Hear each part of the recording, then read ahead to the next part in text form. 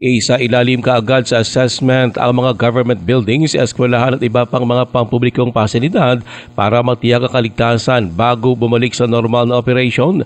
Ito ang utos ni Sultan Kudarat Governor Dato Pac sa Alimango de Dato sa Provincial Engineering Office, Provincial Disaster Risk Reduction and Management Office at iba pang mga kaukulang opisina ng lalawigan. Sinuspinde rin ni Mang Dato ang pasok sa mga eskwelahan at public offices kahapon sa lalawigan.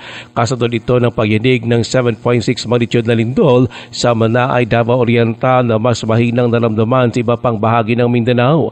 Ayon pa kay Mang Dato, ang lindol ay maaari kasi naging sanhi ng structural damage sa mga government buildings, eskwelahan at iba pang mga pasilidad.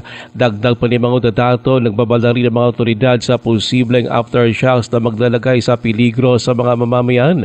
Paalala pa ni Mang Dato sa publiko, manatiling kalmado, sundin ang emergency protocols, huwag magpakalat ng mga unverified informasyon at iprioridad ang kaligtasan ng pamilya.